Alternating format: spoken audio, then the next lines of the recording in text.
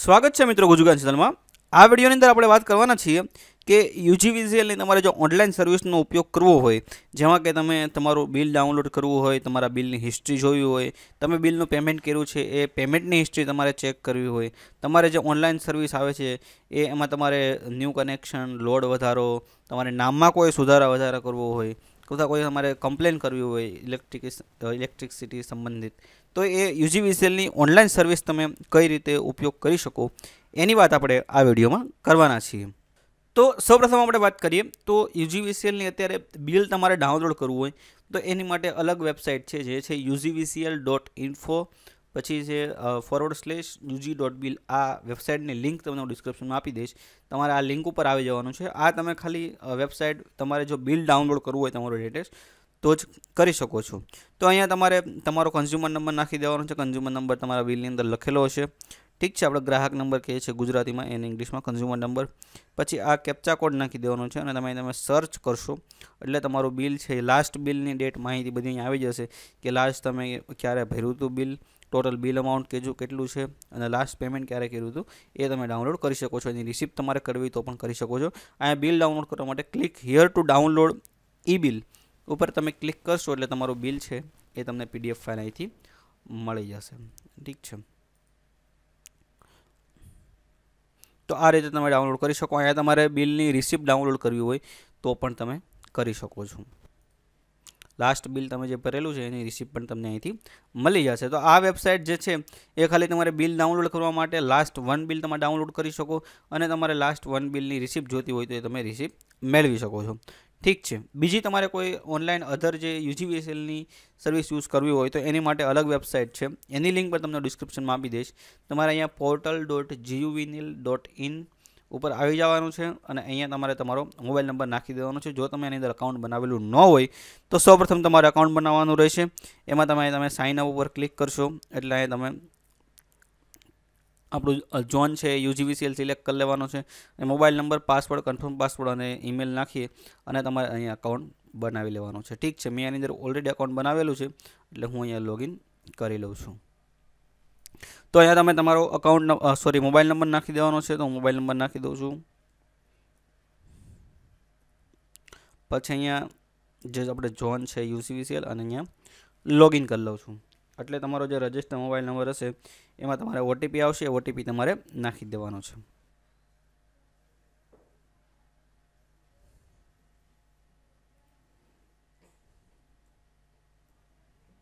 બિલની હિસ્ટ્રી તમારે ચેક કરવા માટે અહીંયા તમારે કન્ઝ્યુમર નંબર ઓટોમેટિક સિલેક્ટ આવશે। પછી અહીંયા તમારે જે યરથી જે યરનું જોતું હોય એ અહીંયા બિલ હિસ્ટ્રી અહીંયા તમે સબમિટ ઉપર ક્લિક કરશો એટલે જે પણ તમારી બિલની હિસ્ટ્રી હશે એ તમે આ વેબસાઇટની અંદર ખાલી તમે એક મંથનું જ જોઈ શકો છો, પણ અહીંયા તમારે જેટલા પણ બિલ આવ્યા છે એક યરની અંદર એ તમે પૂરેપૂરી હિસ્ટ્રી તેની અંદર ચેક કરી શકો છો। તમારે બિલ જોવું હોય તો તમે વ્યૂ બિલ ઉપર ક્લિક કરશો એટલે તમે બિલ પણ જોઈ શકો છો, ઠીક છે।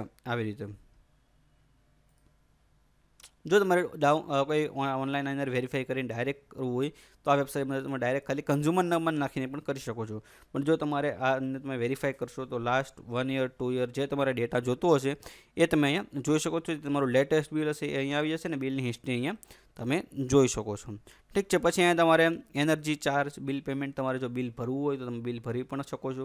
એની માટે અહીંયા તમારે તમારો કન્ઝ્યુમર નંબર, અહીંયા આપણે આપણો ઝોન સિલેક્ટ કરી કેપ્ચા કોડ નાખી અને ચેક કન્ઝ્યુમર નંબર કરશો એટલે તમે બિલ અહીંયા ભરી શકો છો, ઠીક છે।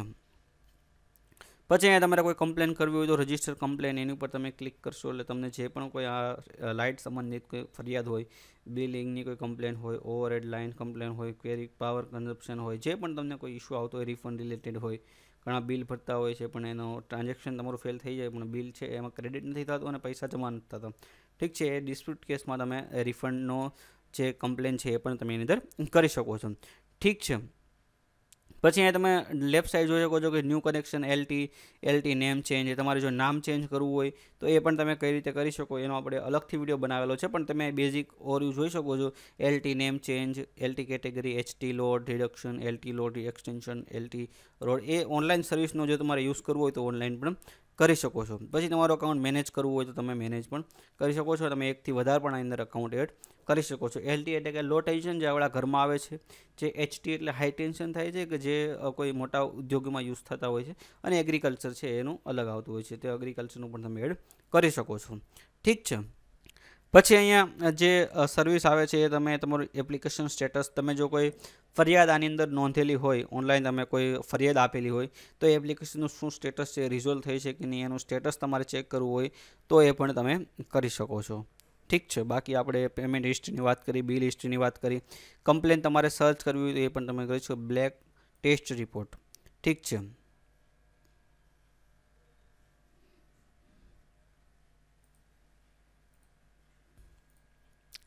તો આટલી સર્વિસ છે એ તમે યુજીવીસીએલની મદદથી છે, આ વેબસાઇટની મદદથી તમે યુઝ કરી શકો છો। ખાલી તમારે આની અંદર વેરીફાઈ ન કરવું હોય અને સિમ્પલ તમારે ખાલી લેટેસ્ટ બિલ જ જોતું હોય તો વેબસાઇટ તમારે કોઈ પણ લોગિન કર્યા વગર અત્યારે આ UGVCL.info ની મદદથી કરી શકો છો। ઠીક છે। તો આ વિડીયોની અંદર આપણે યુજીવીસીએલની જે ઓનલાઈન સર્વિસ છે તમે કઈ રીતે યુઝ કરી શકો એની વાત આપણે આ વિડીયોમાં કરી। આના સંબંધિત તમને જો કોઈ પ્રશ્ન હોય તો તમે કોમેન્ટ સેક્શનમાં જણાવી શકો છો, તેનો જવાબ દેવા હું પૂરતો પ્રયત્ન કરીશ।